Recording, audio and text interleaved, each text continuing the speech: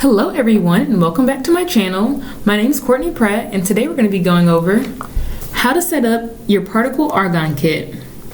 So in today's video we're going to be talking about how to set up your argon, how to make sure it's connected to the internet, and how to use the Tinker function within the Particle app. So as you can see here, I've already have my argon set up. It came with the breadboard, the actual argon device, a wireless antenna to connect your device to the internet, as well as this USB cord which powers the device.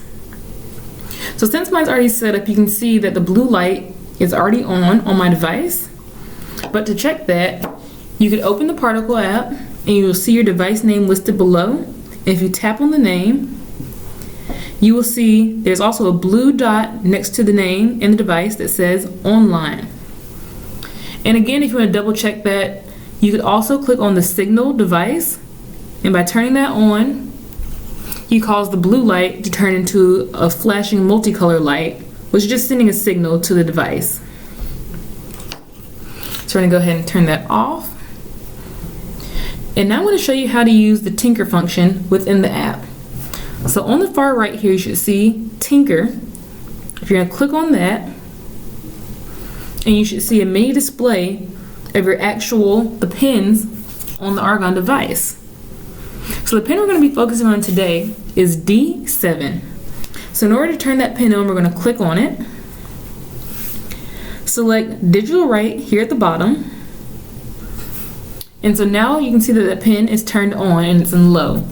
So if you look at your device, you don't see too much going on, but if you switch that in to high, you see a blue light turn on in the corner of your argon device. So based on the pins that are given here, you can see that low turns off the LED light, and if you switch that back over to high, it'll turn on the LED light. So again, if you want to just toggle that back off and reset pin 7, tap on your device and long press it, resets that pin. Alright, so that's all I have for you guys today. Be sure to like and comment down below and check back again next week for another video.